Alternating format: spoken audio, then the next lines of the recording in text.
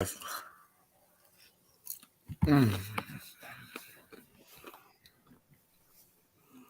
Mm.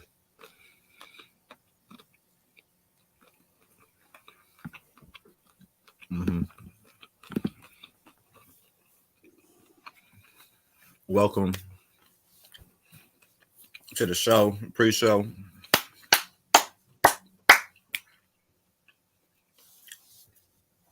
We here. Mm. This allergies kicking my ass.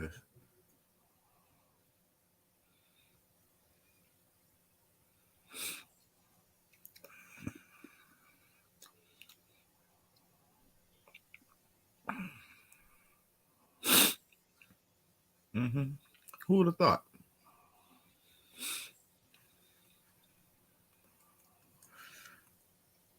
Let me go promo. Still go promo. I said go promo, yo. Mm-hmm.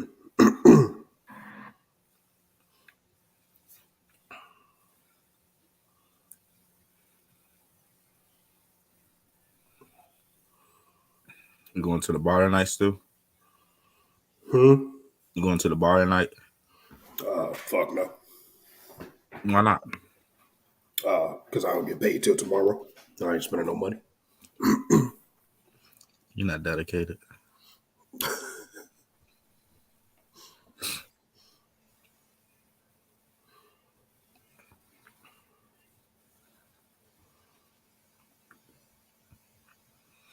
Mm-hmm.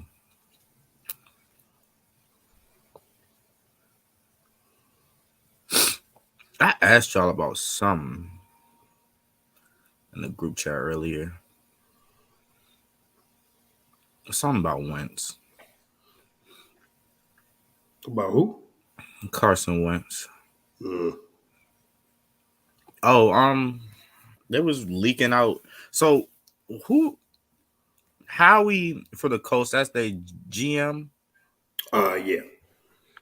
Yeah, it was just reports about him being a dickhead, basically. Being an asshole. About Wentz being a dickhead or Howie being a dickhead? Howie being a dickhead. They said that it was one game where Wentz was hurt, or he got hurt in the middle of the game. Like he probably could have played through it, but it's one of them things where it's like probably wasn't worth playing through, just to protect his safety and whatnot. Since you're the most valuable player on the team technically, and so he was like, "Yeah, I don't feel comfortable coming back into the game." And then Howie was cursing him out and cursing his wife out in the locker room and said, "If you don't play, this will be the last time you ever suit up for the Colts or whatever." XYZ. Then not the Colts. I'm sorry, the Eagles. Eagles.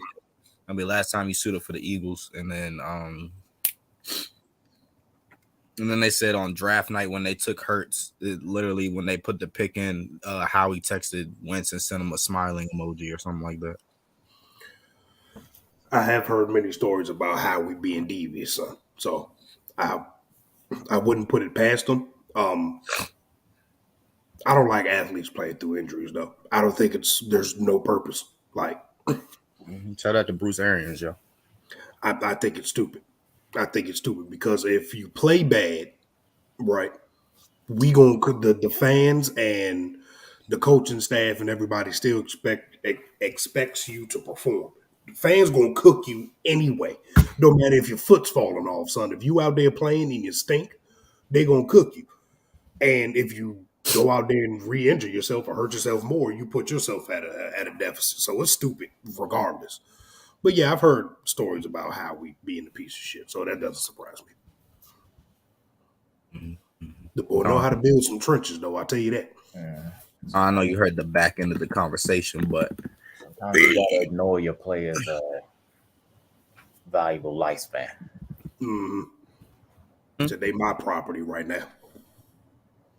And that's exactly how them, maybe not GMs, but owners do. Because them GMs, most GMs know they on borrowed time as well. You ain't, your job ain't secure forever, brother. Yeah. Unless you Bill Belichick, then I mean, who's firing Bill Belichick, son? Matt Rule. Who? Hmm. All right. Let's not be disgusting, brother. My bad.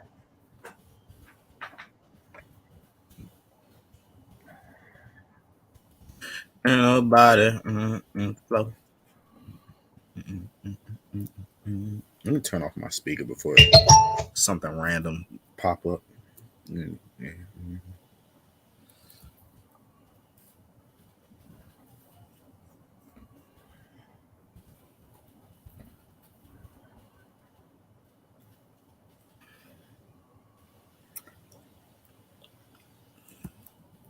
We got a nice lineup tonight. We got a lot of topics. A lot of hoops. We got a lot. Oh! But didn't mean to put that. Yeah, I ain't see that. Boy, he wanted to get straight into it. I seen it. My fault. Still learning how to use this thing. You know, it's been a year and a half. We're still learning. Man, you never stop learning, brother. No, I'm gonna stop learning today. I tell you that. My bad.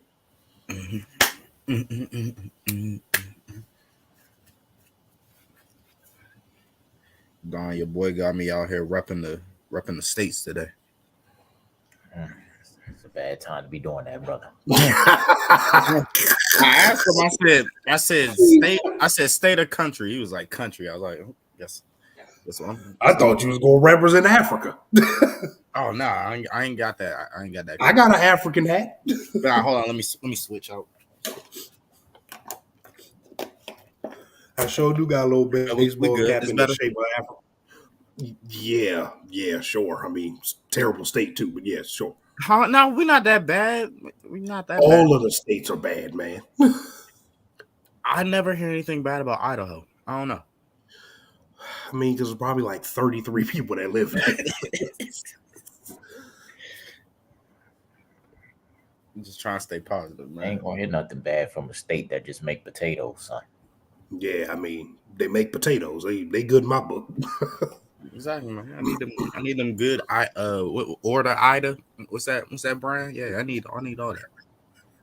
You're disgusting. Oh, brother. Yeah, you're disgusting.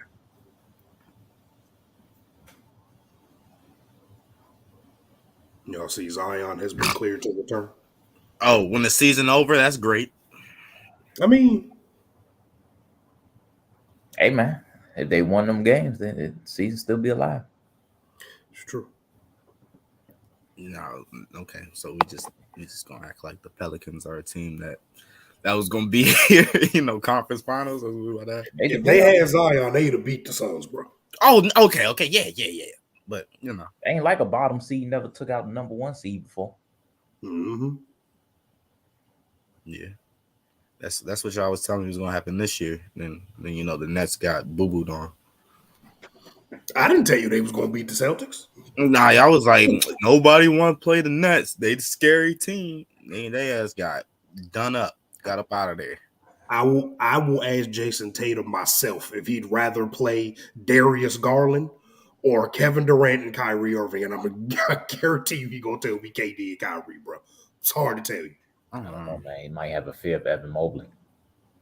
Yeah, okay. I like Evan Mobley just like everybody else. He's no Anthony Davis out there, son. Mm-mm. He trying to. Oh, I got to post this joint on. The room just got darker. The hell Drew talking about? What is he talking about? I don't like how Drew be in here sometimes. He just be saying shit. But you know what? Yeah, it's 7:41. Let's get this road on the show. Oh God, I forgot.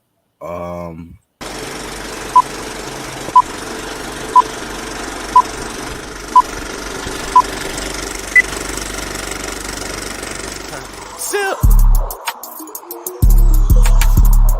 Yeah. Sip. Huh? Yeah. Big bet. Tell me what you niggas really know about big tech. These niggas be swines, might as well be made of pig flesh. Might make an appearance, but that shit just for the quick check. We the jiggy niggas in the city, bitch dipset. I just made a play and I got double back. In a day, what you make in a month, I'm making double that. I can make the money come easy, I'll never fumble that. I might fill the tub up with hundreds and take a bubble. I might fill the tub up with hundreds and take a bubble bath. We back. Oh, Let's go. he changed. 3-way deal. This nigga changed. 3-way meals. Let's go. What made you have a wardrobe change, son? What is going on? You ain't seen me. Oh, my bad. Man, we back. Another episode, bro. We good. We back. We live. We about to talk about some good, informative sports talk. Happy to be here. Thanks for the support. I'm your host, Grizzy Gray, with the least. Got my boy Stu with me right there. Oh, I still remember that. Yes, sir. My man down under, Mr. Don. With the leastest. All right. There's always got a one-up a nigga, okay? Fuck you. Man, but we got a good show today. We're going to talk about a plethora of NBA things going on. We're going to talk about the emergence and rising, what's the word I want to use? The rising caliber and, just the status of Jason Tatum and Luka Doncic, just with these playoff performances. We're going to talk about the Phoenix Suns' future and their outlook because it is looking a little bleak just because, Chris Paul was kind of the guy that they added on, getting them there, and now Chris Paul is regressing more and more every year. So we're going to talk about that. Talk about are the conference finals, the NBA conference finals right now, are they weak? Are they lackluster? Are they not meeting our expectations or what we assume that we would get from these conference finals? We're going to talk about Kyrie and Brooklyn and their outlook and their future. And we also going to talk about the all NBA teams and who was snubbed, who should be first, who should be second, who should be third, who should not be on the list at all. We're going to talk about all that. It's going to be a great show today. So we're going to kick it off. I'm going to ask you guys first, though.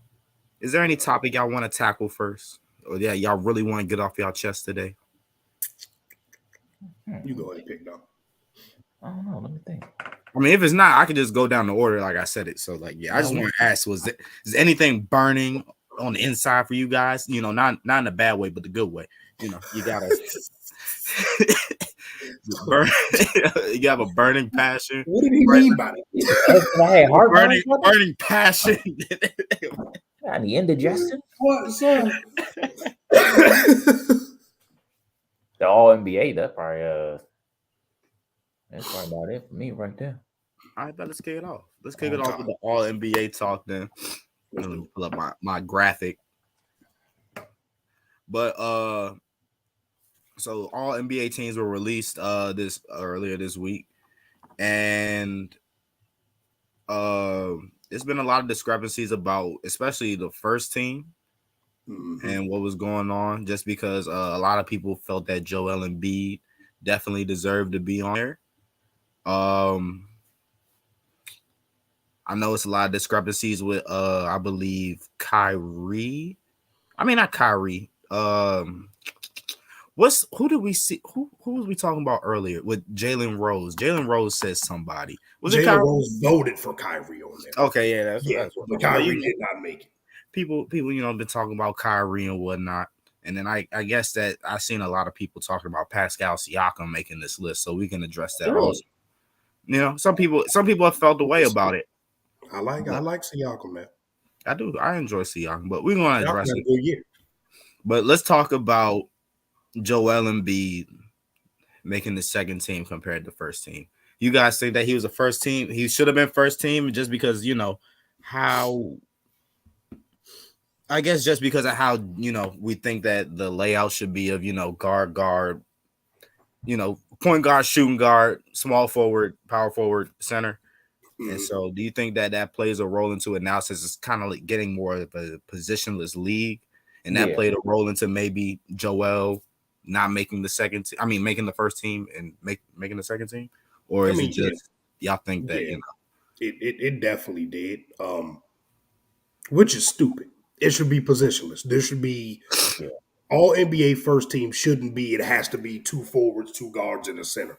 That doesn't make any sense. It never made sense to me. Even back in 2006 and 7, where you had traditional fours, traditional fives, it never made sense to me because that doesn't make those guys the 5 best players that year. Right. This should be the 15 best players in basketball that year. You cannot tell the story of the 2021-22 NBA season without saying Joel Embiid was one of the 5 best players in the league. You just can't. You just can't. He was a top 5 scorer. He was top 5 in rebounds. He was elite rim protector. And he came second in MVP. Second. How was the second best player in the league not one of the 5 best players in the league? Like that just, it made absolutely no sense. And all these guys in the first team, for the most part, deserved it. Like, if I had to remove anybody, it would be Devin Booker. Yeah. But all of these guys had cases to make the first team. But you just can't leave Embiid off. I don't even give a damn who you take off there, except for the MVP of the league. Joel has to be in there, though. He just has to be. Yeah, it's kind of goofy because this isn't positionless, but the All-Star game is. Yes. Like, Very much so, yeah. it's wacky. It's wacky to me. Like, But I think that's because more so the All-Star game is more like fan voting and stuff like that. So I mean, but even then, it's just it goes to show that it's not a lot of great bigs in the league right now. Great bigs, not a lot right now. So like, what do you call Giannis? that's a tough one. He a big to me. He a big. He a big. So you got Giannis, you got Jokic, you got Embiid, you got AD, you got Cat. Siakam, throw him in there. Well, he's not great. I wouldn't say you right. I wouldn't say Siakam is a wing. I think that's the end of the list. That's the end of the list. Yeah, you're right. I mean, but that's solid. I mean, Rudy Gobert's a good player. Bam's a good player. If you're talking about like all NBA great, yeah, then I guess so. But I mean, you could say that for a lot of positions, though. Like you could say that for Shooting the guard. wings, I guess. There's only KD, Braun, Tatum, Luka, Kawhi. That's 5. I mean, unless I'm clearly missing somebody. So I mean, I get it, bro. I get it, but Yeah. you got to put Embiid on there, dog. Yeah. You got to put Embiid on there, bro. No, I definitely feel you. My question. Oh, I do have a question. So it was brought to my attention when we were talking. I was talking with Eric about this a little bit, Eric and Reggie, and we were talking about Devin Booker making first team, and then it kind of got into like the details of like MVP talks. You know what I'm saying? So like when it's MVP talks, there's really 3 criteria that you go off of. It's either the best player on the best team, best player overall, and then it's like what was the other one? Maybe best stats. Best stats, that, I guess. Or if you like broke a bunch of records or something. Like, the Westbrook scenario. The Westbrook argument. You got the best stats in the league. Yeah. So do you guys think that maybe I know that Devin Booker did have he had one first place vote for MVP, but do you think that flip? I believe he did, didn't he? Didn't he have one too many? But I get it. He had one vote for MVP, I believe. And do you think that plays a role into him being on the first team, being best, just the detail of best player on best team? You think that played a role into it? I don't like considering team success when it comes to all NBA because that's an individual thing, and even in your contract, you're getting more money to gain these individual things. Like MVP, I get it, most valuable player to your team. I get that part. But in the all NBA conversation, I feel like team success should not weigh this heavy. Because honestly, I'm gonna be honest with you. DeMar DeRozan had the same type of season Devin Booker had, to be honest with you. Average 27, 5 and 5, and he shot at 50%. Mm-hmm. So what's the argument between him and Devin Booker, really, besides the fact that Devin Booker was the best player on the number 1 team in the West? Because that matters, bro. That matters. Like, and I wish it didn't. I really wish it didn't. You can't say that somebody is worth being one of the 5 best players in the league if his team didn't have at least a little bit of success. Like, if you want me to be honest, if we're going by your criteria, 5 best players, there is no way in hell the 37-year-old that averaged 38 and 6 should be on the third team. If that's the criteria, nobody else. Let's see on this list: Jokic, Everybody made the playoffs. Giannis, and Luka were the only ones that had better stats, just regular counting stats, than LeBron. But LeBron's team was 33 and 49. Listen, brother, I would never. It has argue. to account for something, man. It has to. Hey, Like, if I unless see you're LeBron on having first a team, I'm not arguing. statistically elite season, like I'm talking like how Russ did, 31, 11 and 11. If your team goes 35 and 47, then shit, I don't know what else you could do. You're averaging a triple-double, man. You know what I'm saying? But you have to take into account team success a little bit. I still don't think Devin Booker had a better season than Steph Curry. I don't. That's true. But I understand giving it to him because at the end of the day, you have to reward winning. You have to. You have to reward winning in some capacity, man. You know what I'm saying? Because he didn't. These ain't empty numbers he putting up. 27, 5, and 5. And like you were saying, the DeMar argument, defense matters as well. DeMar couldn't guard a parked car. Devin Booker made great strides on defense this year. Great strides. I'm not saying he's all NBA level defender or he's an elite defender like at all. But he went from being below average to good or decent at it over the course of the year. The most hilarious thing I think about Devin Booker is remember like a couple years back when he constantly was getting snubbed and he was still averaging 26 and stuff. We was like, oh, he don't deserve this, man. He's getting snubbed. He deserved to be here. And he's doing the same things consistently. And now his team is winning. And now we're like, man, he ain't deserve that. Winning changes a lot, man. I don't believe in empty stats. I think that's one what's of so the crazy about sports, man. Yeah. I don't believe in empty stats. I think that's some of the dumbest things I've ever heard in my life. Teams ain't giving you 27, 5, and 5. They're not like, yeah, let's go let Devin Booker score 30 on us. That's not how it works. But what I really wanted to talk about with the All-NBA team, well, 2 things, but I know Don's more passionate about the Durant-LeBron thing. Oh, you know Luka Doncic, he's been in the league for 4 years. This is his third first-team All-NBA. His third. He got more than Dame, more than Russ, more than Kyrie. He got more than a lot of y'all favorite hoopers right now. And he's 23. Man, 23. He gonna get more. We throw around the word generational and like that this guy's gonna be great for a long time. But like seriously, we are looking at the start of probably one of the greatest careers we're going to see if he stays relatively healthy for his career. You cannot like overstate how impressive that is to be 4 years in the league and you're on the first team 3 years. Like that is insane to me, bro. I don't give a damn who you play for, who your teammates are. That's crazy to me, man. That's crazy. It is. And another thing I kind of want to add on to it, I hope this isn't your second thing that you wanted to bring up, but you know the oldest player on that first team is 27? Mm-hmm. New era, brother. New era, bro. Like, we're alive here now. Like, I know it's going to hurt. I know it's going to suck that we got to say bye to Braun. We got to say bye to CP. We got to say bye to, all these different players and whatnot. But NBA's in good hands now. We haven't seen these type of players, these players, they're not just, great. They're not just generational, but like we've never seen kind of like their types before. I don't think we've ever seen a Luka for real. I don't think we've ever seen a Jokic for real. I don't think we've seen a Giannis. We've seen, I think, glimpses and, flashes of, other players than Giannis, but we haven't seen Giannis before. I guess you could say we've seen Tatum, but I'm not going to talk about D-Book. I'm not going to talk about him yet. But yeah, we've seen Tatum before. He plays for the Clippers, Paul George. Yeah, you know what I'm saying? We see it, but we're in good hands. But I think Tatum's going to be way better than, Paul George. I think he is.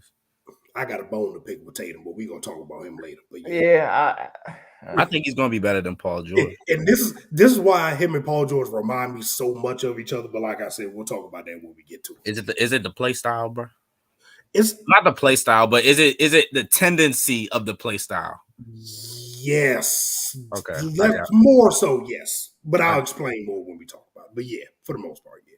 I got you. But you want you got your second point, I believe. You have one more? Talk about it, man. Nah, man. I'm gonna leave it alone. I'm gonna let Don get the Durant and LeBron kind of debate right there. Because I've seen a lot of people talk about it on Twitter. How could KD get in there over LeBron? Like KD averaged 29.9, like 8 rebounds and 4 assists, man. Like everybody relax. Stop acting like LeBron had so just a lot better numbers than KD or something, man. I get it though. Like I get it. So everybody's LeBron stands. People hate KD. I get it. And it ain't even that. When I looked at it, when I first looked at it, I looked at the numbers. I was like, damn, KD, he averaged 29. Okay. Then I looked at Bron. It's like, damn, 38 and 6 again. Then I looked at the games played. Same. And I was like, KD played the same amount of games as LeBron? I thought KD played like 60. It went completely under the radar this season. So I'm looking at it, I'm like, well, I guess it came down to team success. That's literally the only thing I could think of. I told you that matters, bro. I told you. Yeah. Now, don't get me wrong. Both teams stunk this year. They stunk. But one team stinks in the East, and that's a privilege. Stinking in the East. You get leeway with that. Yeah, you can live with that. Oh, my God. I got to battle the Hawks, the Cavaliers. You feel me? Hey, don't be disrespecting Darius Garland and them boys, yo. They on a new wave, yo. They improving. Right. So I get it. I get it. Don't like it. You know I don't like it. I don't like seeing Bron on any type of third team ever. But it is what it is. All right. Last question for this topic. All right. Do you guys think that anybody, not even think, would you replace anybody on the third team with anybody that didn't make it?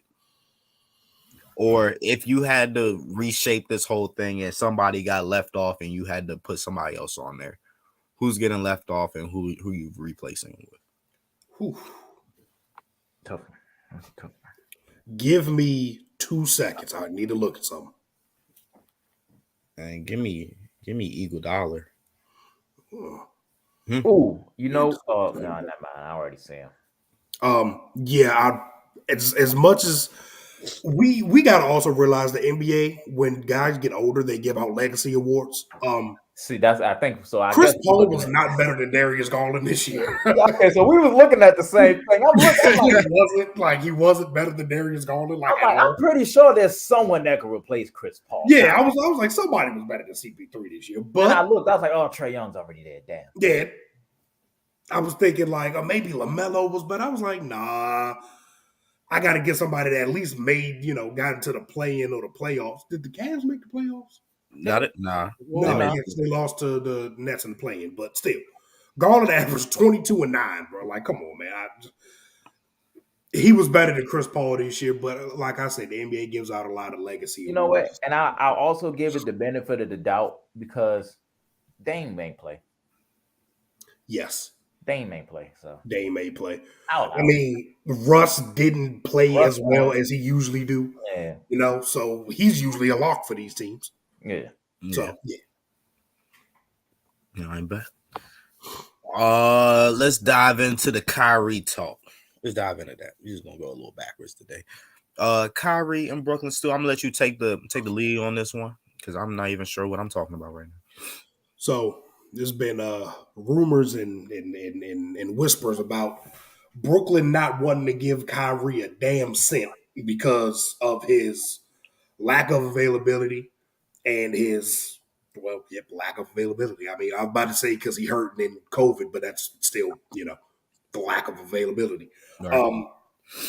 They don't want to pay that man, is what everybody is saying, and we've seen Nets like verified reporters talk about this, man.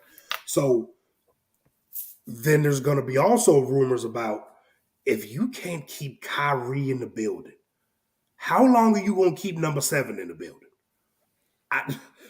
That's a whole different ball game right there. If you are Sean Marks and you assembled this team, let's say you started 3 years ago when you first got Kyrie. You got Kyrie, right? He gets hurt and all that good stuff. You barely make the play in or whatever happened in the bubble. Then last year happens and Kyrie gets hurt, but you trade for James Harden, right? Coming into this year, this was supposed to be the year. Yeah. This was supposed to be the year that the Nets took the league by storm.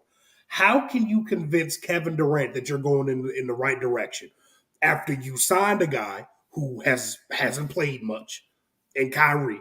You brought KD in, you get Harden, he comes in out of shape year one because he was, putting on the fat suit with the Rockets, trying to get up out of there.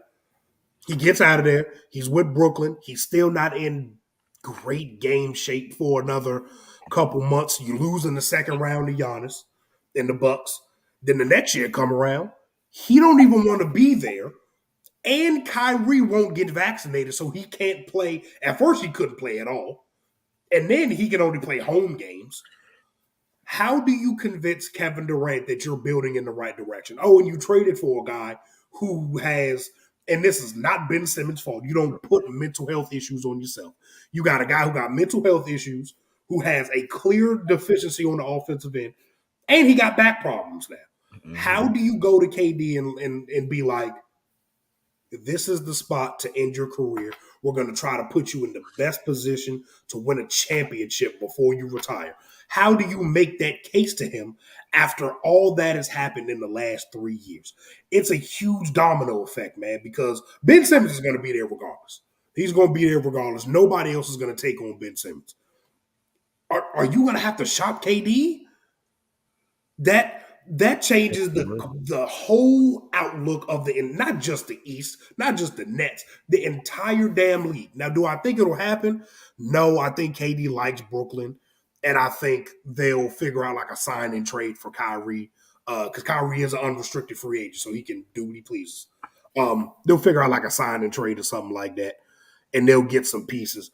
But this whole Brooklyn experiment, people like to laugh at the Lakers. Why are we laughing at Brooklyn? Why are we not clowning them for this 3-year experiment that has gone awful? It has been terrible, man. They haven't made it past the second round. They haven't been completely healthy or whole throughout the regular season. And they're going to have to give away the second piece of the big three already. Already. It hasn't even been 3 full years yet, man. So, yeah. I ain't gonna lie. I with just the way I don't know KD personally, obviously. I do. I see him on Twitter all the time. I hate that. But from the vibes that he gives off, it's I don't really give a fuck about what anybody thinks, and just about how he's carried his career. I don't think that Brooklyn. I feel like Brooklyn could do whatever. They could trade everybody and bring in a bunch of superstars, and they could have a winning formula and all that. I really think that KD doesn't care. I don't think he doesn't care about winning a chip or winning it all necessarily. I don't think that reflects off of if he wants to stay there. I mean, no, I think that reflects off of if he wants to stay there or not. I don't think that there's much that Brooklyn can do, because if he wants to leave, he wants to leave. He's gone. You know what I'm saying? I feel like that's the kind of person that KD is. I feel like it's just nothing that Brooklyn can do. I feel like, especially at this point, especially when you got Kyrie, who can only play half the games, and then you got Ben Simmons, who don't play any of the games, and then now he's out there dying every game because he has to play 50 minutes a night just to keep these rotation players. You know what I'm saying? And he couldn't even play 50 games a night for real. Exactly. And then he didn't even play that many games himself. So it's like, I feel like it's no guarantee just keeping him there. Steve Nash is not good at his job. They thought that stuff was sweet. They said, let's get a rookie head coach so we could just do whatever we want. And now you did whatever you want, and you saw how it worked out. It's bad, man. It is not good over there in Brooklyn. It's not. it would not shock me to at the beginning of the year if Ben Simmons is the only damn player out of them guys that is on that team for real, bro. Because they got a lot of unrestricted free agents too. Like I'm not sure how much Seth has on his contract. Drummond, Nick's they gotta keep Nick Claxton. Joe Harris got hurt. You know, they got a lot of cleaning up to do this offseason, bro. And I don't know how they're gonna do it without a commitment from KD or a plan. Like they have to have a solid plan because as much as we clown Kyrie for his off the court antics and his fan base for thinking he's the best thing since sliced bread because he can do cool dribble moves and shit. Yeah. He is still Kyrie Irving. Like that is still if Kyrie goes to the Lakers or the Clippers or something, the league might be in trouble. Like this is still Kyrie Irving at the end of the day. So I think they need to have a solid plan. And there was also this post that was talking about how KD hasn't talked to the Nets since the offseason started. Listen, do y'all talk to y'all jobs when your shift is over?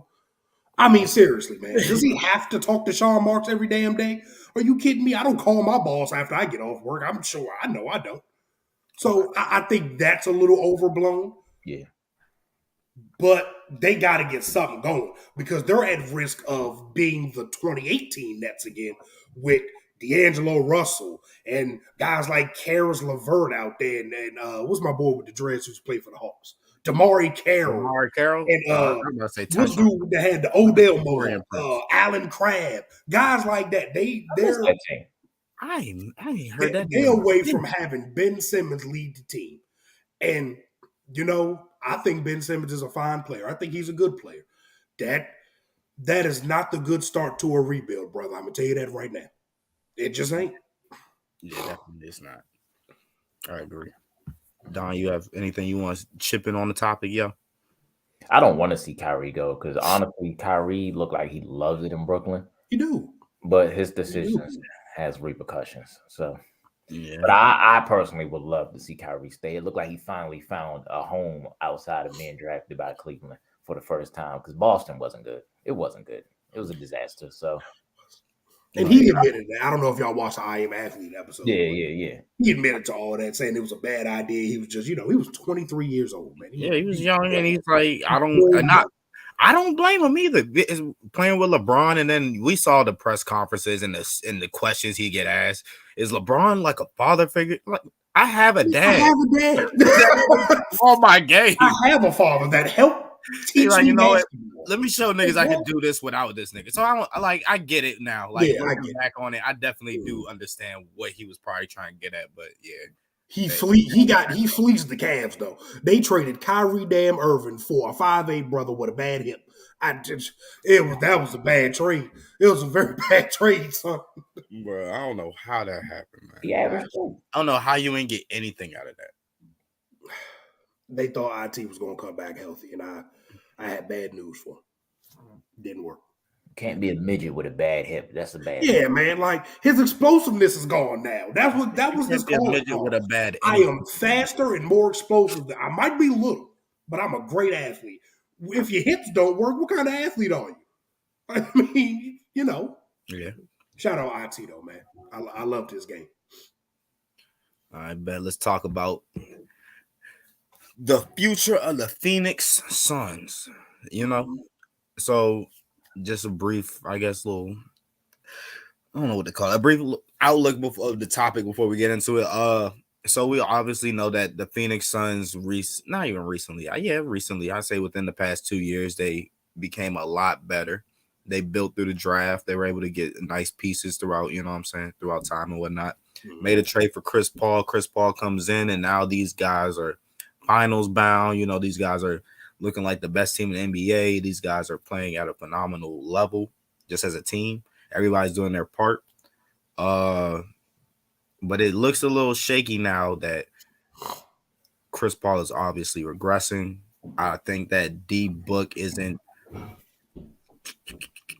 I will say this. It might be a little risky take, but I definitely saw the strides that you were talking about, Stu. You know, defensively that he's getting better. But I think that he's approaching the cap of his limits. Oof. I think that he is. That's fair to say. I'm not like, yeah, I'm not even saying that, it's bad or anything, you know what I'm saying? But I think that I just don't see him being more than what he's showing us now necessarily. And so I think that plays in a big role in, what goes on for the Phoenix Suns, especially if Chris Paul continues to regress and get worse, especially if Ayton isn't gonna be consistently better, especially if, somebody like Michael Bridges. I don't know how to say his name. Especially somebody like him, he's great defensively, but still very inconsistent offensively. You never know what you're gonna get from him. You can get 20, you can get 8. You know what I'm saying? It's never really consistent with him. And then Jay Crowder, he's not gonna be there forever. Why did you even say Jay Crowder? Just because apparently he had like the best something in the NBA, like best P. But what, best grit? Nah, Yeah. they said That's tough. it was something. It was something very specific, and I was just like, this is very specific for somebody to dive into to make a point about Jay Crowder. But it was something loose ball recoveries. He's been to like the last before this year. He's been like the last 3 conference finals because remember he was with the Heat when they played the Lakers. So he went to the conference finals. Then he went to the finals the year after. And then, so it was like 2 or 3 in a row. It was another team he played for that he was in the conference finals. The Cavaliers. Cavs. The Cavs. Yeah. So, so, he worth something in the NBA. But, I just don't, think that after, Chris Paul gives, I'm not even going to say retires. I think after this season, the next season that comes up, and Chris Paul takes another obvious regression step, these guys are screwed a little bit. Because I'm not sure who you're bringing in. I'm not sure what trade you're gonna make. I'm not sure what you're gonna do. But I feel like this was the window of opportunity for you guys to, get your chip and then kind of, I guess, fall back a little bit. But how you guys feel? As it stands right now, I think the Phoenix Suns championship window is closed. It was last year and this year. That was it. Going into the playoffs, I thought they were the best team in the league. They played like the best team in the league throughout the regular season.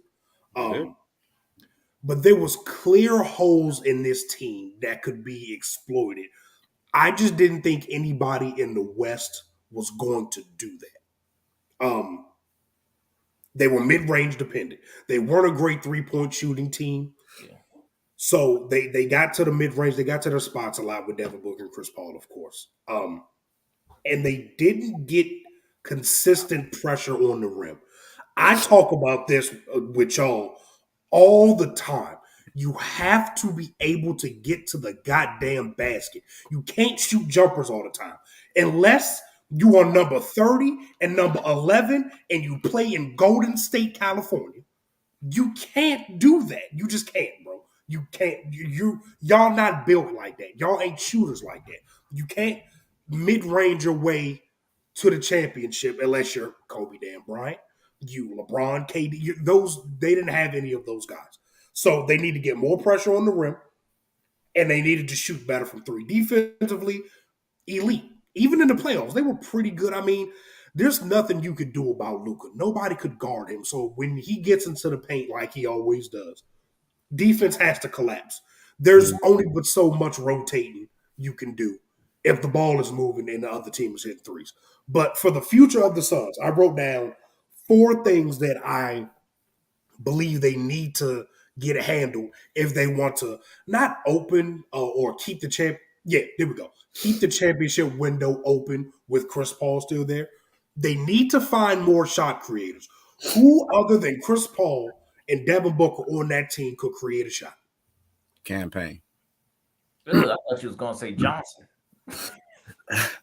I thought he was going to say DeAndre Ayton, and I was going to throw up. But he said campaign, so I just threw up in my mouth a little bit. They have none. They have nobody that could. There's 8 seconds left on the shot clock.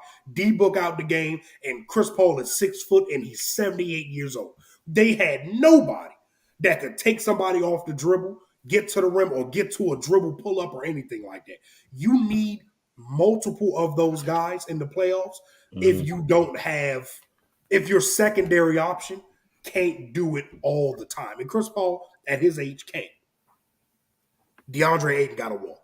He got to go. He got to go. He got to go. I'm sorry. You can't. Brother, listen. Y'all was playing against Dwight Powell and Maxi Kleber. And he was invisible. He was invisible against 2 6'7" centers, man. Bro. Yeah. He's going to be a very nice Detroit Piston or Charlotte Hornet for LaMelo or Cade. He's going to be wonderful with them. But they got to let Ayton go, man. I'm sorry. You can't. You can't. He can't be there because he wants a max. Are you? Can you look me in the eye and tell me that a team is playing 3 max players that are DeAndre Ayton, Devin Booker, and Chris Paul can compete for a championship again? Hell no. Okay, so that's the Ayton point. I already said they need to get more pressure on the rim. They have nobody that attacks the basket, bro. Devin Booker can get there, but he's not physically imposing when he gets to the rack. Devin Booker's a big guy. Don't get me wrong. He's a big guard. He's light skinned. But you're going against big men when you're going into the paint, bro. You're going to get shot blockers and stuff. Nobody's scared of a light skinned man with a mohawk. You know what I'm saying? So, and last point, they need more shooters. Cam Johnson is the only guy that I can say is a knockdown shooter. 3-point percentage be lying sometimes. Yeah. And that doesn't mean those guys aren't good shooters. But I'm talking about brothers that you not leaving open, like at all. They didn't even have to guard Mikal Bridges in the conference semis. He blew me. They didn't have to guard him. You don't have to guard Jay Crowder out there. You got to guard Cam. He give you one. He give you one. He give you one or two. That's it. He give you one. That's it. He gonna do that, and then he gonna try to hurt somebody. That's the Jay Crowder special. So Phoenix needs to do something else to improve that roster. Of the 4 things I said, I think it's a lock that they're gonna let Ayton walk. Though him and Monty was beefing towards the end of the series, so I just think that ain't gonna work, man. That ain't gonna work no more. And it's so unfortunate because the holes you talking about, like especially attacking the rim. That's what he's supposed to feel, bro. It's what he's supposed to feel. And when you look at it, I think it's going to be tough because he wants a max contract. You look at it, he hasn't been what you wanted to be. Mm-hmm. He was the number 1 pick. Yep. But he fared out better than the average number 1 pick that usually get drafted. He's not a bad player. That is not what I'm trying to say. He's not bad. He's not bad. Yeah, but it's like it's conflicting because I can't give you that max, and I already have max players. I just can't. Unless Chris Paul all of a sudden just drop dead, retire, and just straight leaves out, I can't do that for you. Otherwise, if that was the case, yeah, go ahead, sign Ayton. Then you will have to convince people that I have a great coach of the year. I have a good young core. I just need more skilled players to help build on this. But it's tough right now because you paid Chris Paul that money. You did. Mm-hmm. And you can't, it ain't like it wasn't worth it because you got where you needed to be, kind of. Right, you got to the finals, man. So I just didn't finish, you didn't follow through. It's conflicting, but I think eventually what will happen if Ayton walks and Paul stays, and even when Paul eventually retires, I think this is still something they could still be a playoff team, but they just won't be a contender anymore. For sure. I agree. They just need to my thing is your second best player. For one, they really only have 1 max player, and it should be Devin Booker. Yeah. They finna pay Devin Booker $200+ million. He's in Supermax territory now. He's made the first team All-NBA. Mm-hmm. He's finna get a Supermax. You can't not pay Devin Booker. Chris Paul's not a max player anymore. No. Chris Paul's probably making next year. His contract's probably going to be at like $47 million a year, man. And here's the thing about Chris Paul: he is not taking pay cuts, bro. He is not. Hell no, he's not. One thing about Chris Paul, he gets his money anywhere. He's not taking not 1 cent less. You can't ask him to take $1 less. He'll be like, hell no. No, absolutely not. No, he's not doing it. So you're not going to restructure his deal or nothing. You're stuck with Chris Paul and Devin Booker. And that's not a bad thing. Like, that's not bad. But you have to complement with these role players a little bit more because Chris Paul's about to be 38. He's not young, man. This isn't, 2014 Chris Paul, bro. This ain't old CP. I'm sorry. This ain't what you signed. This is what you signed up for. But little guards usually age like milk. He aged like almond milk. A little bit better. Still getting spoiled out there. Give you a month or two more, Still spoiled a little bit. Still okay, but nah, man. And I know I follow a few Suns fans on my Twitter, and they good people, man. They good people. But they finna be sick next year when Chris Paul out there averaging 13, 8, and 4, and they can't do nothing because your second best player's 6 foot. He's making $47 million and he's 38 years old. It just ain't gonna work that way. So they need to do some real leg work in the off season. I definitely follow you, bro. I definitely follow you. All right, bet. Do I want to do the individual players first, then the conference finals, or conference finals then individual? They all stink to me. We're gonna do the. We're gonna start with my man Tatum, yo. Okay. Let's talk about these individual playoff performances and the rising stardom of Tatum and Luka. We're gonna start off with Tatum, bro, and then we're gonna talk into the overall finals, conference finals stuff. So let me pull up my statistics and all my good stuff. Why is Dirk making a video with I don't want it ain't worth it. Your boy Spice Adams and Dirk got a video skit together. I don't know. I'll watch it later. But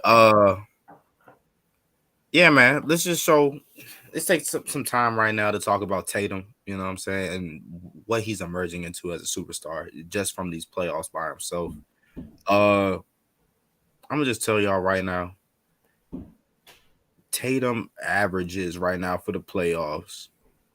He's played 66 games in his playoff career already. He averages 23.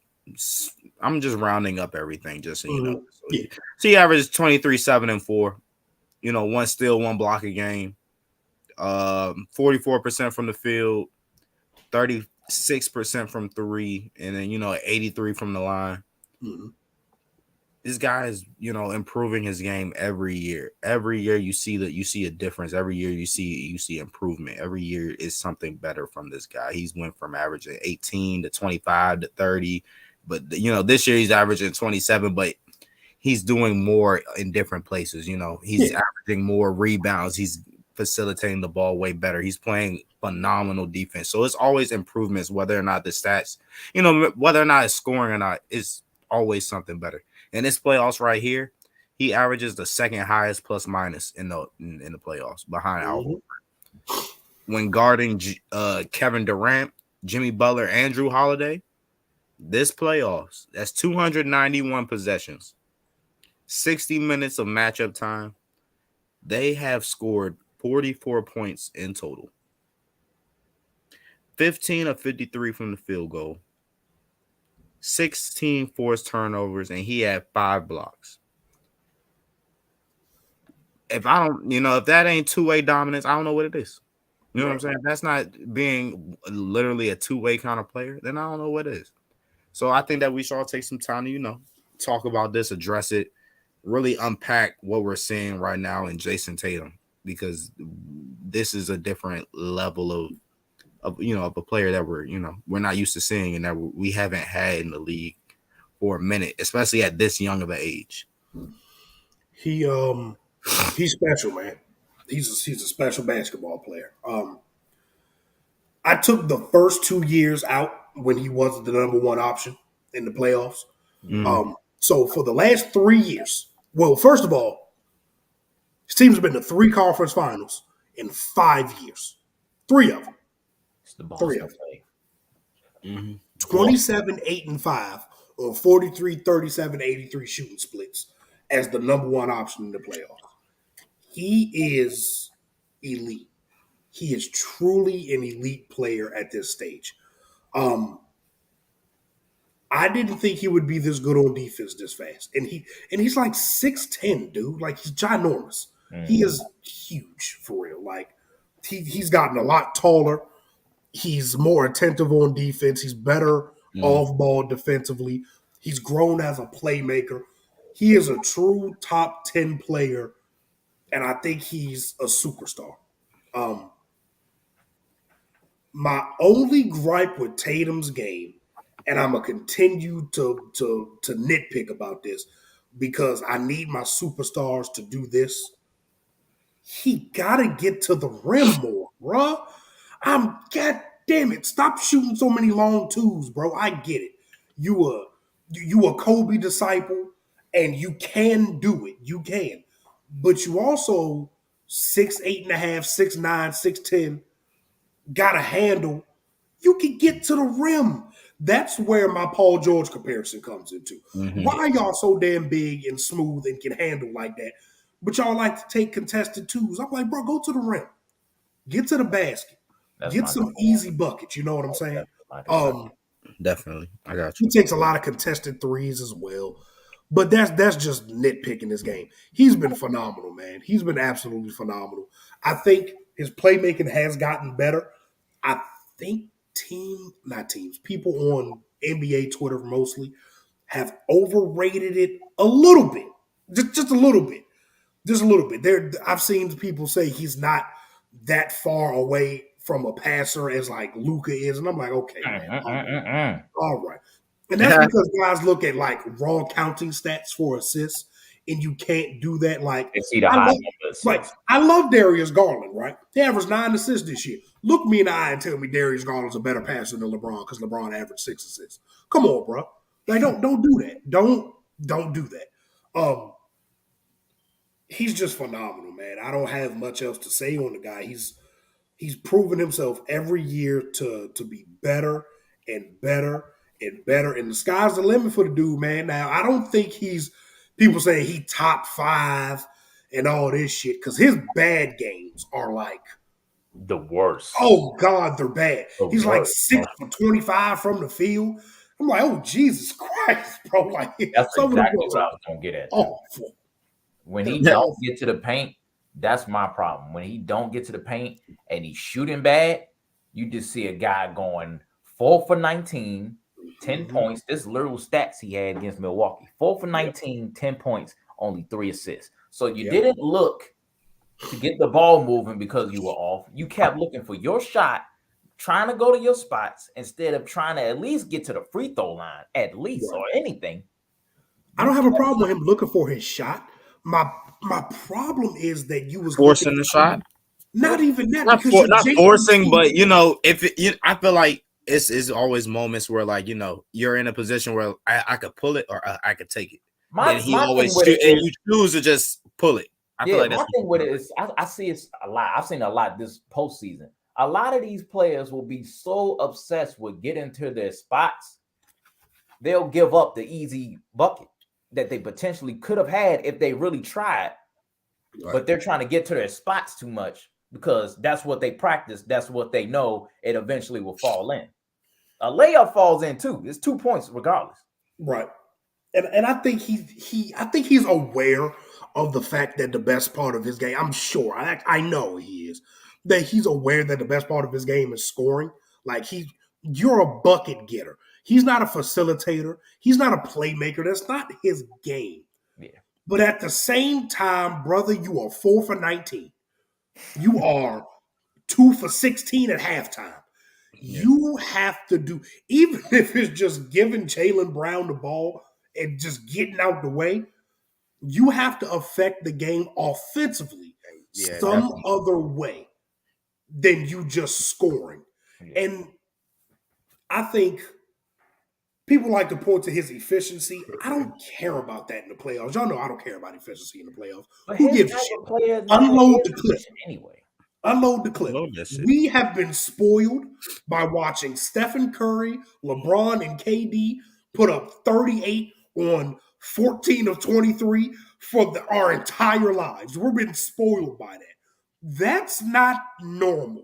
Like Jason Tatum going 11 for 24 in a playoff game, but having 33, that's normal for deep into playoffs. That is a normal stat line because defenses get better. You're seeing the same sets all the time. Coaches are game planning against you. You're in your what they played 82 games. They played 7 with Milwaukee. They swept the Nets, and they in 6 now. 11. So you at 9. This You at damn like thing is you at 100. 100th game of the year. You at Bro, 100. he's gassed. I'm sorry. They don't. They're NBA players and they're professional athletes, so they're supposed to be in the But best they are shape. human. They're human. Them niggas is gassed, bro. So they're not going to be ultra efficient.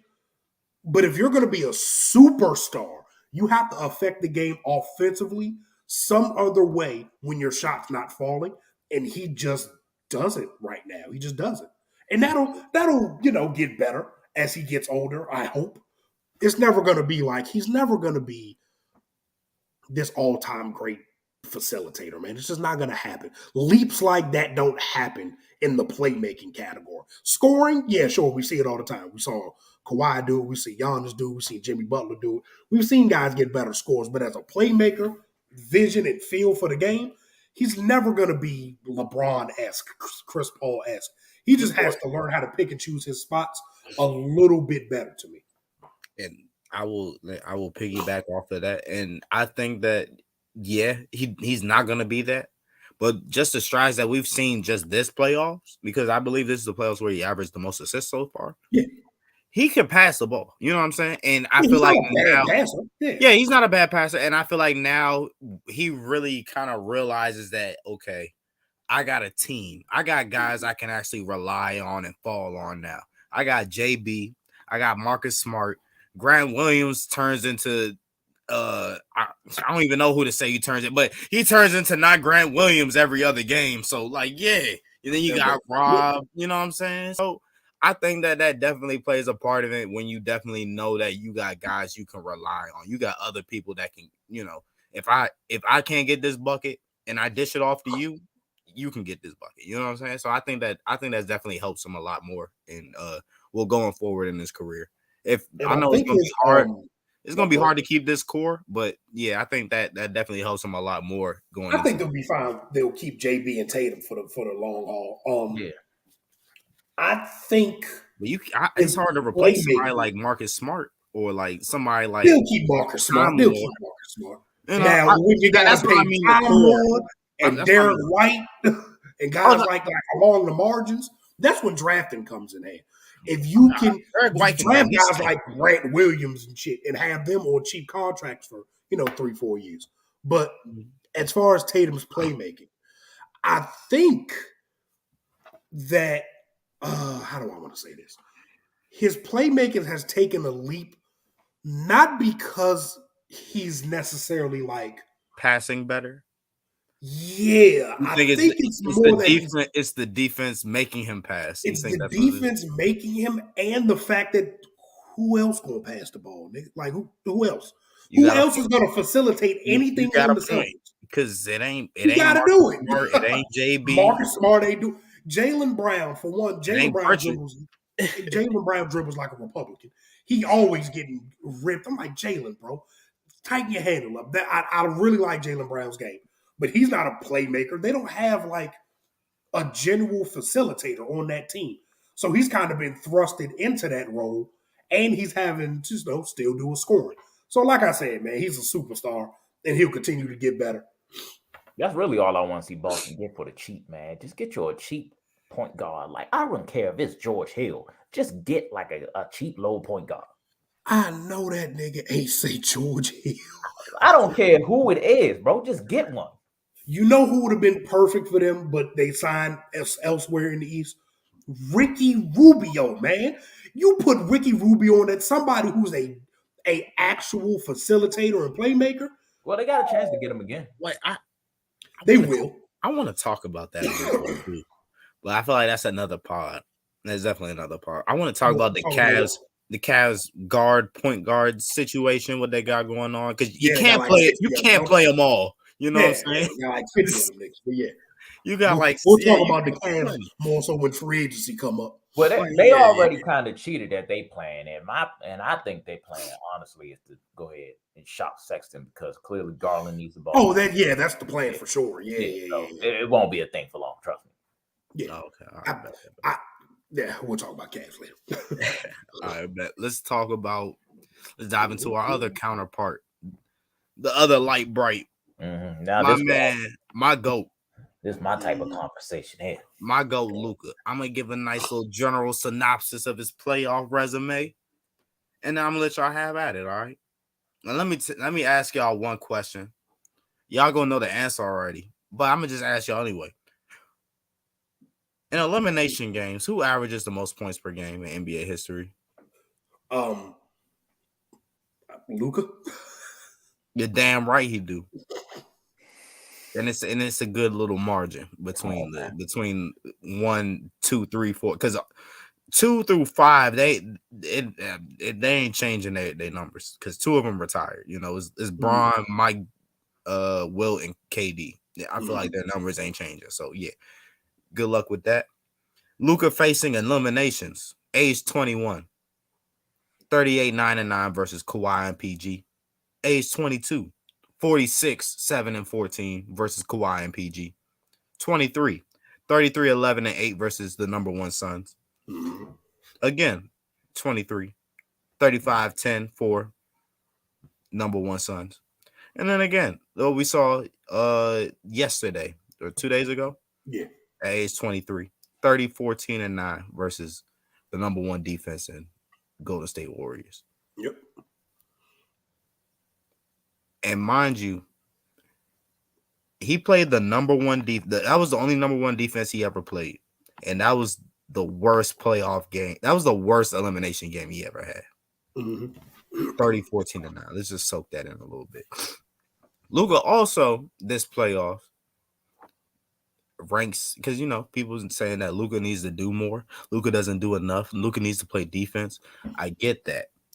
But when you have somebody that is a floor raiser like him and somebody that literally has to do everything on offense, you can't harp on what he can't do on defense and what he's not doing on defense if literally he's the reason why your team is scoring. You know what I'm saying? But averages ranks first in points per game, ranks first in rebounds per game, second in assists per game, second in steals per game this playoffs. I mean, not in the playoffs, but the conference finals right now. This brother is hooping. He averages just in playoff totals, period. He averages 33, 9, and 8, 1.5 steals, 1 block. Brother is shooting 50% from the field. No, I'm sorry, 48% from the field, and then 37% from 3. Brother's talented. Now he do like the twin, you know. He likes to twin with Bron because that's his idol. So, you know, his free throw percentage is just like Bron. We ain't gonna talk about it because that's his idol. But you know, But brother, can't be great at we seeing generational talent right here with Luka. We're seeing stuff that we're not gonna see ever. I'm not even gonna say ever again, but we're seeing stuff that we haven't seen now. We're getting performances that not a lot of people can give us. I'm not even sure if I can name a lot of people that can give us performances like this outside of LeBron. I'm not even gonna lie to you. Like I really maybe Russ, you know, a prime Russ, but outside of that, I really don't see Giannis. Oh yeah, Giannis, of course. Yeah, stop playing with my boy, man. But then again, I feel like y'all, you know, the assist numbers ain't always there. But we ain't gonna talk about that. Yeah. And Giannis assist and Luka assist kind of different. Exactly. Like different type of assist we like talking. it's a Giannis do it, you know, it's just a drop off somewhere, you know what I'm saying? Something real cute, you know. But Luka do that shit. He throwing it behind his back between 2 people across court. And yeah, it just don't be making sense to me sometimes. I'll be like, I don't know how he made that pass. I don't know how he did this. I'm telling you. Like, I'll just be like, wow, this guy is special. But yeah, bro, let's talk about the impact of Luka and just how literally every year he's taken a step with the roster that he has, he's literally playing with rotational players. I promise you, maybe everybody outside of, I can't even say Jalen Brunson would start on somebody else's team. So, maybe like five. Maybe like five teams he probably start on. On some real shit. Everybody else, they're not starting on anybody's team, and they'd be lucky to get PT on their teams. You know what I'm saying? So let's dive into it, bro. Let's talk about Luka, bro. He's just great. I'm standing with Luka. Don't matter. That's my guy. I don't even be knowing what I'm watching sometimes when I see him do the shit he doing, bro. I see him smile. I know it's over. I do admire his confidence as the game goes on.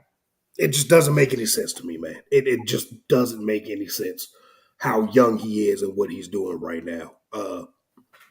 The way a 23-year-old, even when he was 21, the way he controls pace and tempo for somebody so young is just amazing to me. Like, if there's two things in his game that I don't like, is that he don't play fast enough for me sometimes.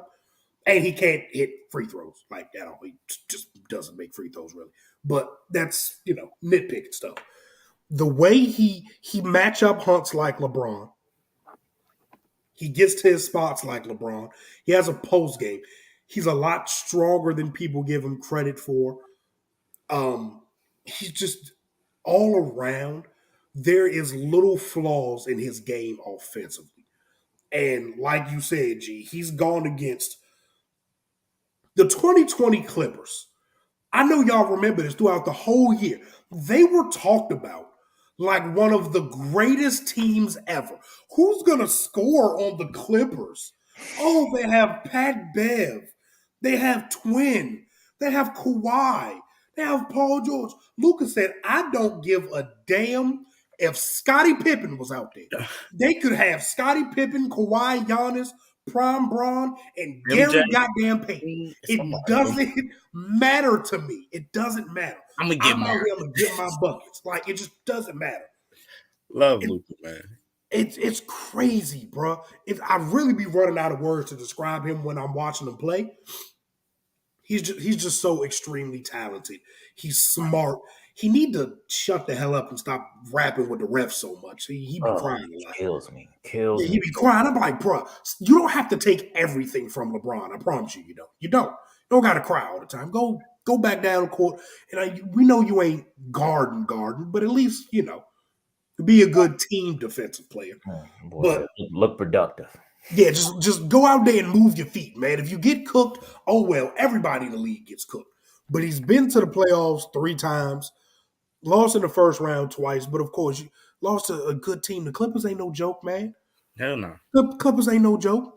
Even without Kawhi, they ain't no joke. Just Paul George and them youngins hooping. They was hooping before PG got hurt this year and last year when Kawhi got hurt in the playoffs. So you telling me that the only thing that was keeping him from advancing in the playoffs was 2 of the best two-way players we've ever seen? Whew.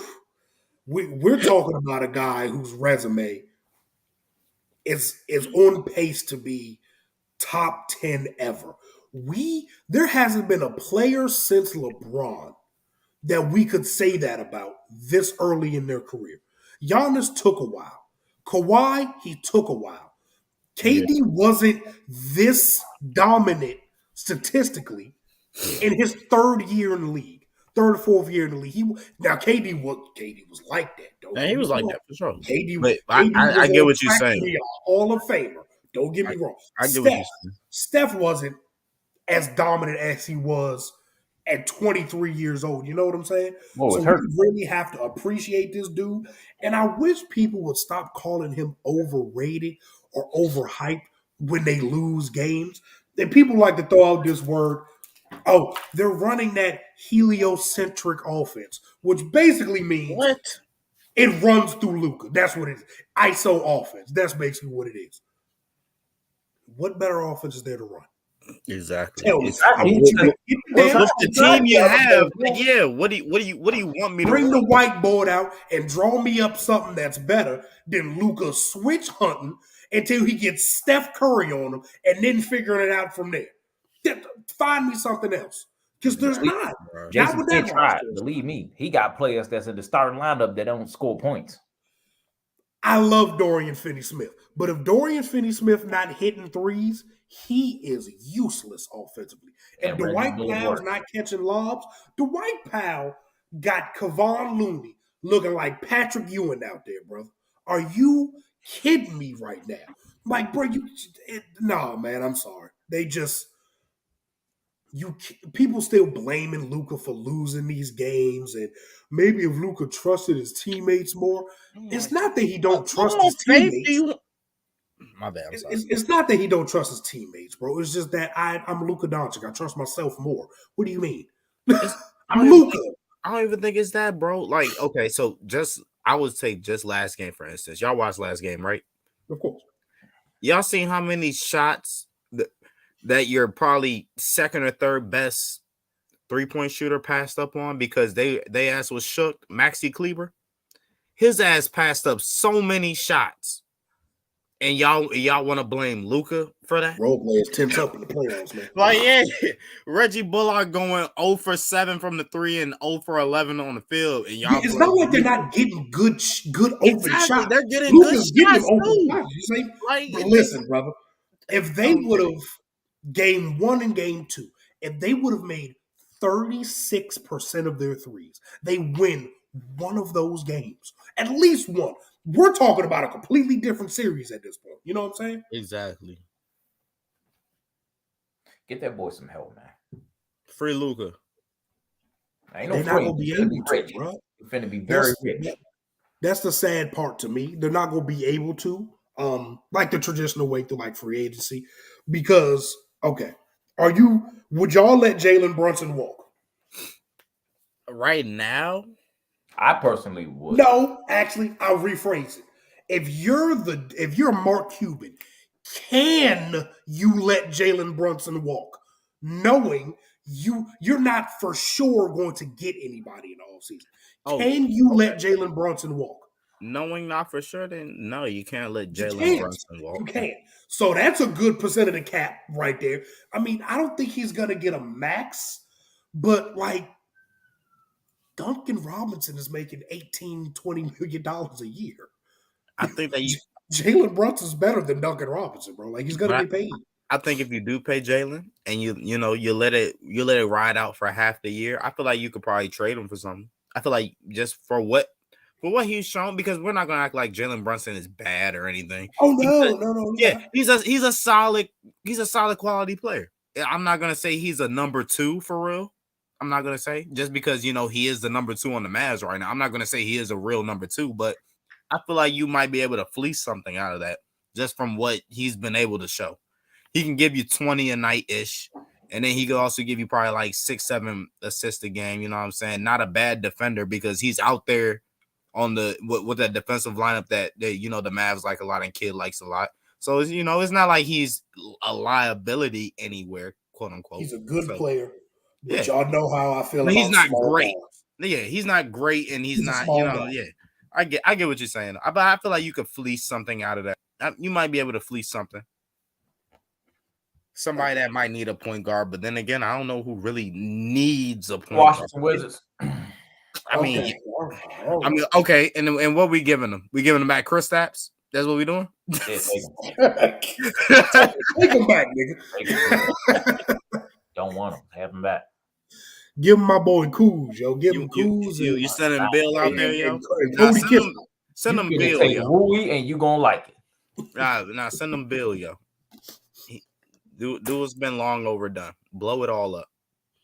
Now, there's rumors that they're going hard for Zach LaVine in the offseason.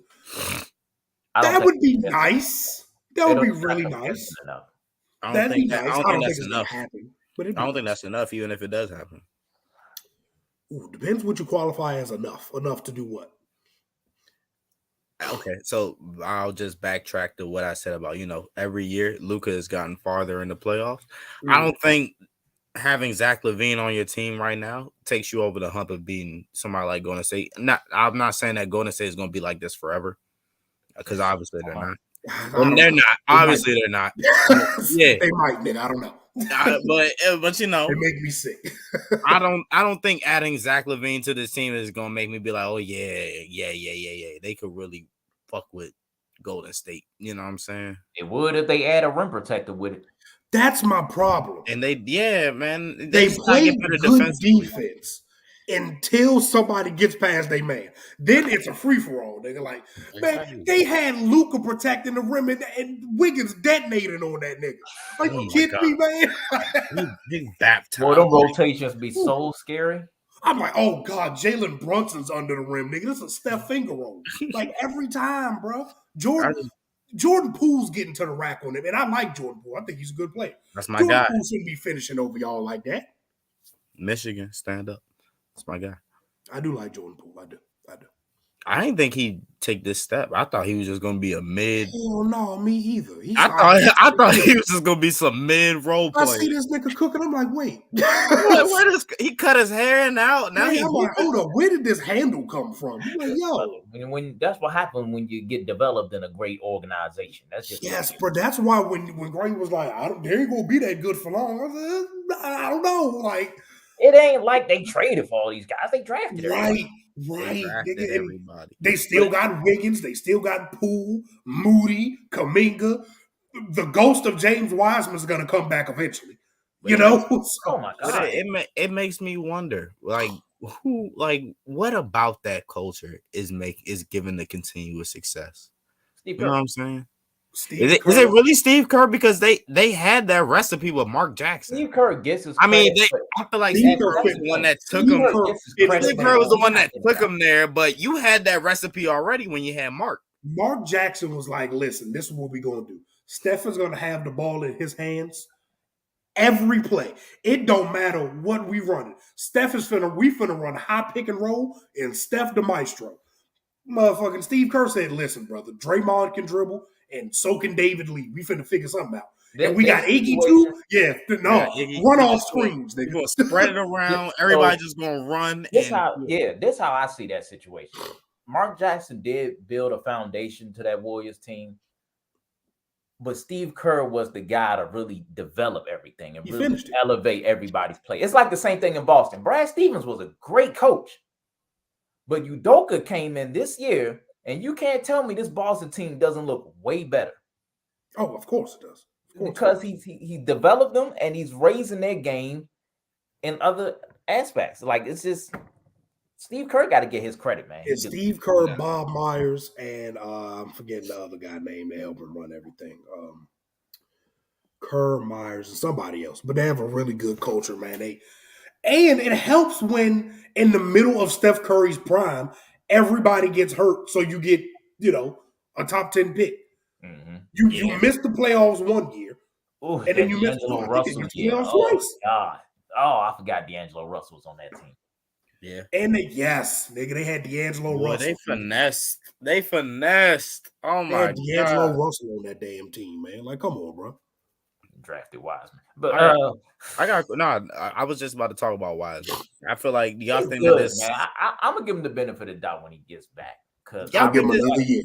Y'all think that? Well, yeah, that's what I'm about to ask. Y'all outlook on Wiseman and how y'all feel about the brother. I like the Wiseman as a prospect. It's just these injuries is kicking his ass. So I trust that Golden State can develop him. They probably already are. He just gotta play. You just got to get out on the floor. And we got to remember, he only played like 3 games in college, man. Yep. This nigga is not developed, like, at all. He went from high school to moving across the state because Penny Hardaway wanted to give him some money. And then that's it. He went to the league, and it was just it. And Draymond was hurt most of that year, too.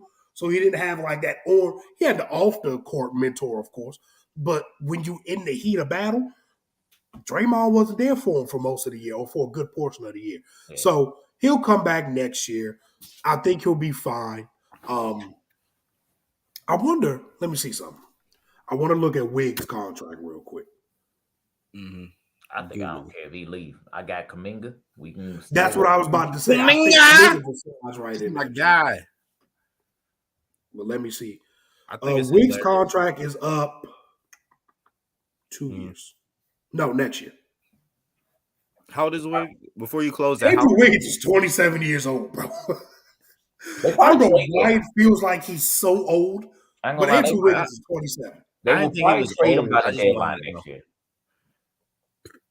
Trade him by the deadline next year. Get you another. What they need? Probably an extra rim protector, maybe if anything. Well, not when you got a Hall of Famer Kevon Looney out there.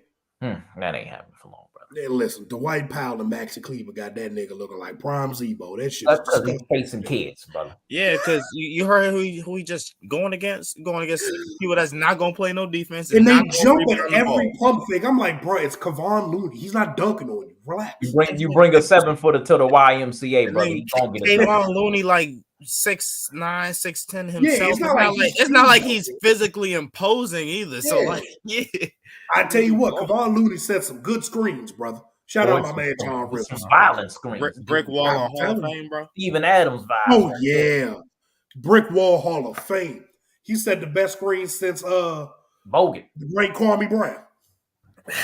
That's one thing about the Warriors. They're gonna get a big that can set the hell out of screen. Because Bogut, You got that right. I mean, you got to. Pachulia Gotta was get them violent. yellow boys open. Son. You got to. You gotta have some centers with some strong shoulders. That's really, you know what I'm saying, Some broad shoulder brothers, yeah. ready to realize, dig into it. You know what I'm saying? Yeah. Wait till Gobert get it. My bad. Okay, all right, brother. Man, bro, why you want to talk about him? Like, what was the point? Like, why did you want to talk about him? He's just disgusting. I swear to God. Hey, man. Like, I feel like we all hate. I mean, let me not say hate.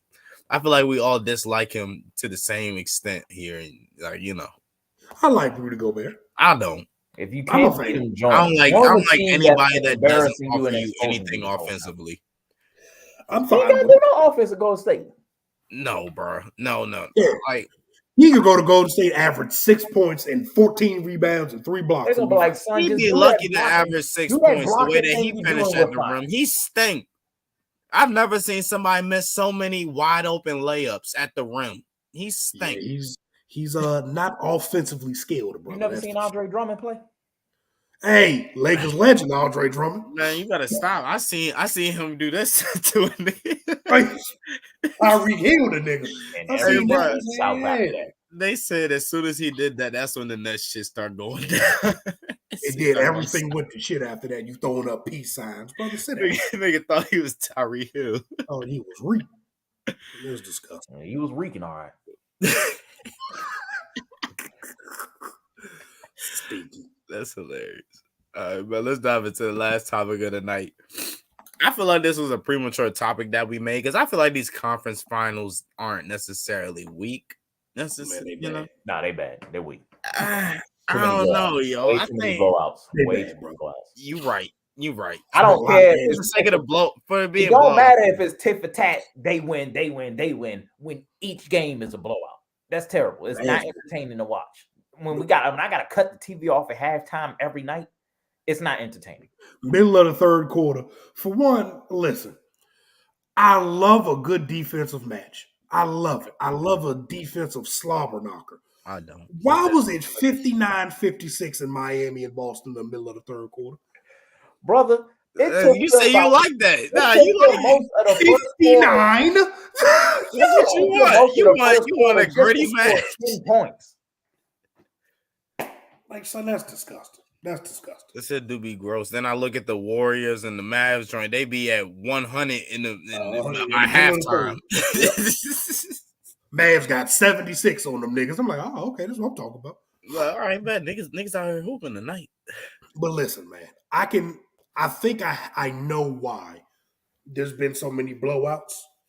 And I'ma sound like A an casual? old head. Man. I'ma sound like a boomer. It's the 3-point shooting. Yeah, it is. It's That's the why- 3-point shooting, bro. It's the variance in the 3-point shooting. What James Worthy said. It's all they want to do is get tattoos and shoot threes. That's what old James Worthy said. My bad. But it's the 3-point shooting variance, bro. Teams are relying, like the Mavs, they're a 3-point shooting team. Golden State, a 3-point shooting team. Miami was the best 3-point shooting team in the league. They rely on the 3-pointer so much. That's their identity offensively. That when the threes are hitting, It's beautiful to watch. It's great and everything like that. But you don't have anything to go to when they're not. Right. And when you're going against teams that can do other things other than shoot threes, like the Mavs are going against the Warriors, who can they have excellent ball movement. They touch in the paint every possession. And the Heat are going against Boston, who I think they're not the greatest team around the rim. They don't get to the paint as much as I like I've said with Tatum. But they get to the rim enough. They put enough pressure on the rim to where they don't have to be such a great 3-point shooting team. It's the variance, bro. You can't expect a good game when one team is 6 for 42 from three and the other team is 13 of 24. Like there's no way unless you are dominating the paint and in the rebounding category that's going to be a close game. And this is why there's so many comebacks, bro. There's so many comebacks in the NBA now. A 28-point lead at halftime, if that is not a safe lead, you got to go out there and be up by 45 by the fourth. Mhm. Seriously, Yeah. because you are 5 threes away from that 28-point lead being a 13-point lead. And that sounds like a big lead, 13 points and everything. That It's ain't a not. damn thing in the NBA, bro. That's not. Teams go on 28-2 runs all the time. NBA is a game of runs. So, like I said, it's the 3-point shooting variance. It's the highs and lows of it. That's why so many damn blowouts. One team is shooting the lights out. The other team is bricking. That's just what it is. And even if it's not for like the entire game, like let's say Dallas. What game was that? Game 2? Yeah, that was game 2. When the Warriors came back, Dallas was beating them, and Luka was smiling, shooting threes over Wiggins and whatnot. In the Mhm. first half, the Mavs couldn't miss a shot. Jalen Brunson was shooting off the dribble threes, man. He never shoots off the dribble threes. They That's were my guy. making everything.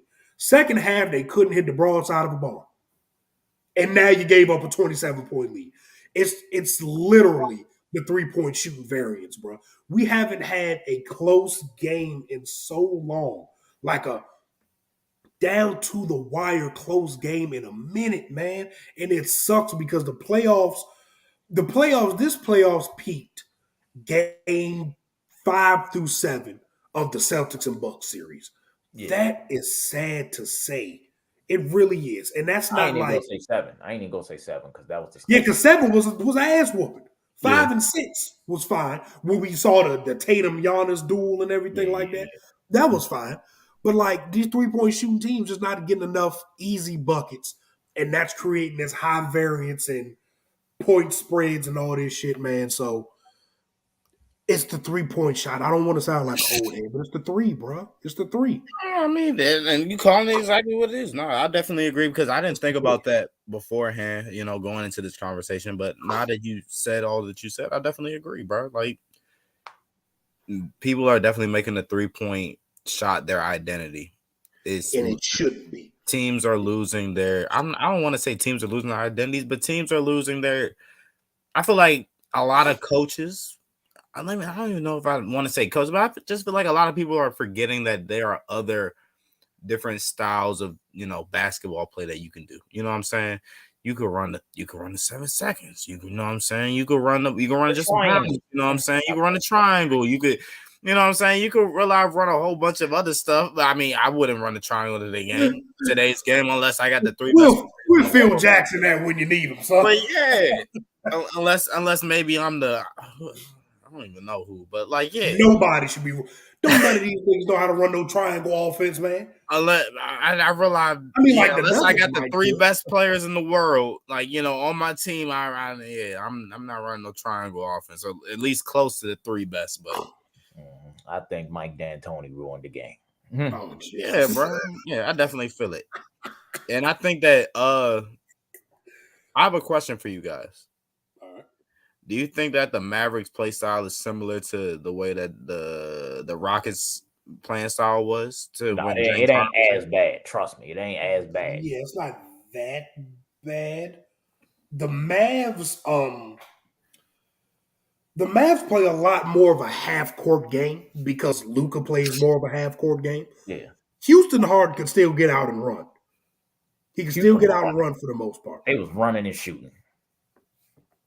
The They Mavs dropped ain't like Capella for that reason. We need to run more. And we shoot need more. rim runners. We need guys that can go get lobs. Mhm. I think Dallas's offense will shift once they get different personnel. Yeah. But right now, bro, like honestly, I don't know what other offense they could really go to other than the 3-pointer being their bread and butter because Luka is a perimeter player. He can get to the rim. That's not what I'm saying. He gets to the rim with ease. He has a post game. But everybody else, for the most part, is a perimeter-oriented player. They're 3-point shooters. You know what I'm saying? So it's not much they can do. But you gotta have another a card up your sleeve. You gotta have another arrow in your quiver, man. You gotta have something else, something else to counteract the fact. Like we watching the same series. Golden State is playing zone against them boys. They're like, look, we're not letting you get butt naked threes. Luka will penetrate and get in there somehow and get somebody an open shot. But like, it's too much 3-point shooting for me. And y'all know I love me a good three. I love me a three. Watching the 2020 Lakers not being able to make a goddamn shot from the three made me appreciate 3-point shooters a lot more. But not this much. Hell no. Nah, Not this much. see me. Too much. I'm one of them people that's like the mid-range game is a lost art in the NBA. You know what I'm saying? I'm one of them. I need niggas to just silently kill your ass with them mid-range twos, occasional threes, get into the rack. That's the kind of guy I am. I need that. I need that versatility. I need you hitting from different levels, so you not expect you don't know what you about to get and you don't know what to expect. Yeah, you're not as predictable, but I don't think it's a lost art. I just think that. No, I just said that because they said that on 2K. My bad. They say it on TV. Oh, nobody shoots mid ranges Nobody anymore. shoot the mid-range no y'all more. watch It's LeBron, KD, Devin Booker, anybody? Y'all watch anybody that scores a lot? Y'all watch Like, anybody that says they like Kobe? Like, bro, Tatum shoots mid ranges. Paul George, Kawhi Leonard, Chris Paul, DeRozan, Levine to a certain extent. You know, guys love the mid range, bro. They love it. That's their bread and butter for real. It's more of a team thing for me. Teams are more, and I don't like to say analytics because people don't really know what analytics are. People think analytics is telling you shoot the three, don't take the layup. That's not what analytics are telling you. Analytics are telling you that stepping 2 feet back and shooting a three is more efficient than you taking a 24-foot mid-range. Like, that's what analytics is telling you. You know what I'm saying? Yeah. A lot of teams are just either the Mavs are a perfect example. They're dunks or threes. That's it. Layups or threes. They have, Brunson can do it, but again, he's 6 foot. He's a guard. Luka can do it, but when he gets into the paint and stuff, they're collapsing on Luka. They'd rather make him a passer because Luka's such a deadly scorer, and that's fine. Like, you got to pick your poison with guys like that. Yeah. So it's just you got to build a balanced offense to me, and some of these teams just ain't got no balanced offense. I agree, bro. I definitely agree with you. Don, I'm gonna ask you when the pod over. I'm sorry, but go ahead. I was talking this whole time, brother. No. I was just saying if you had any final remarks on the conversation now, anything. Oh, no. All right, Don, did you do something to your hair? I think I cut it. Like, you think or you know? Like, I just want to make sure, like, you cut it a lot lower than usual. Is that what's going on? I don't know. You just look different today. Maybe it's the glasses. You look a lot different from the last time I saw you for some reason. You got new glasses, yo? Yeah, the frame's bigger. Like, what's something different? Yeah, that's some Clark Kent glasses, son. Mm-hmm. There you go. Enjoy it. Phone booth, that shit. I feel you, bro. There. But yeah, that's another show. That's a wrap. That's what I like talking about right there. That do be rapping. Hell yeah. Thank you guys for tuning in. Let me go and do my sign off. Thank you guys for tuning in. Thank you guys for all the support. We appreciate you guys. Make sure you follow us all on Instagram. You know what I'm saying? I'm DJ GG period 11. Yeah.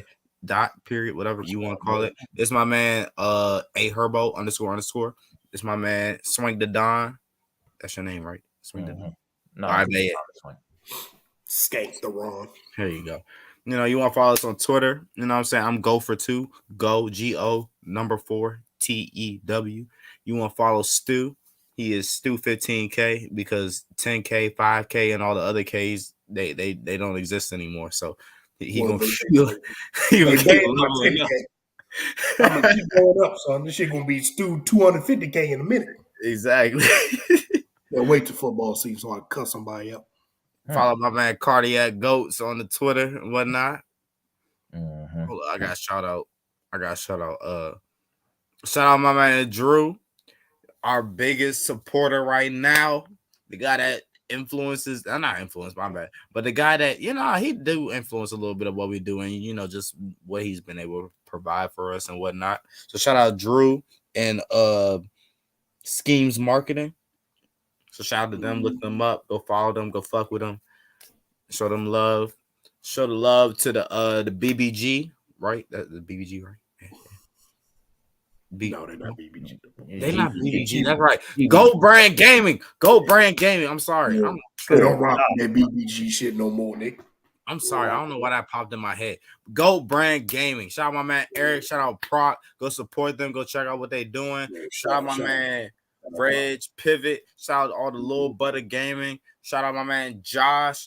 Go check out the Blazing J on Instagram. Get you a tattoo in the DMV area. He's one of the best tattoo artists I know. So go ahead and do that. Do what you gotta do. And yeah, am I missing anybody else? Shout out E. Kareem. Shout out Big E. Kareem. Excuse me. You want to learn how to cook? You want to learn how to get in shape? You want to learn how to just get better at life? Coach Kareem himself. Go holler at my man Kareem, bro. He gonna get you right. Shout out Coach Jordan Bushrod, my boy. Oh yeah, shout out Bushrod. Definitely shout them out. Oh yeah. Speaking of Eric, shout out not just Eric. Shout out my man. Excuse me, my man Trey. Shout out Tyreek. Shout out Maryland. Yeah. Shout out all them niggas. You know what I'm saying? They doing their thing. What they coaching. You know, coaching up the young folk, giving back to the youth. That's what we all about. Giving back to the youth. So yeah. Shout out all them, bro. Like, yeah, check them out. Definitely. Anybody that's looking for some coaches or looking for some good coaching, you know what I'm saying? Check them guys out. They know what they're doing. They literally every time I look on the weekend and they play somebody, the other team always quitting within the first quarter or second, you know, before halftime, it'd be 27-0 and the other team. They said the other team quit. So if you need some good coaching and know how to coach up some people, go check them out, bro. Yeah, I think that's it. Yes, enough shout outs for the day. I think. Shout out Swing the Dom, man. All right. Shout out to Playmakers. Shout out Playmakers. Oh no, I gotta do one more shout out. Shout out my man. Shout out Juice because he's still on the intro to this. Yeah. Shout out Geis. Y'all want to stream his joint? It's GEIUCE. Go look him up on Instagram, Twitter, whatever. Great music. TikTok, Y'all gonna love him. He's worked with a lot of credible people. So trust me, he gonna give you that heat. He gonna give you a nice sound. He gonna give you a nice vibe that you gonna like. It's not what you're used to hearing, but y'all gonna fuck with it. Y'all gonna love it. I can guarantee you that. And I can guarantee you one more thing. Stu got one thing to say. No, I love y'all, man. Everybody be safe. Don't do drugs. Don't talk to strangers. Oh, God. Unless a stranger is giving you drugs. Yes, sir. Say no. Don't do that. I'm playing. You guys have a great rest of your night. Go tune into the Mavs Warriors game that's on right now. Hopefully Luka get another one. Hopefully we get the first comeback, you know, from a 3-0 deficit and, you know, Luka do it all. I'm hoping. Warriors, wouldn't it? Let me tell you something. The Warriors had the first 3-1. I mean, no, the first 3-1 finals comeback. Let these niggas have the first 3-0 comeback, boy. We're going to have something to talk about. So I'm going to pray for it. Ooh, that might be ugly. Yeah. We're going to have to talk about it, boy. And nigga, you know the legacy talks about Steph is about to be like if that happens. That They gonna be like, legacy that is nigga not even better than Rafe Alston. They gonna be cooking that. throw that shit out the window. They gonna be like John Stockton better. They gonna be cooking stuff. Exactly, bro. It's gonna be bad. He might go from most influential to I don't even know. The Sunshine State Rod Strickland. They gonna be frying his ass up. You imagine you in pictures and morals of next to LeBron, Kobe, and MJ, and then you take this fall from grace. Like, it's gonna be disgusting. I hope it happens.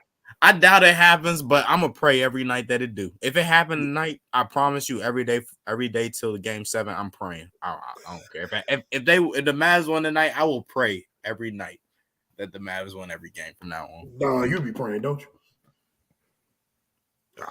You make me want to end the broadcast just by asking that question. You make me want to end this stream right now. Don, you want to answer or should I end it? No, it's okay. Don't answer. No, don't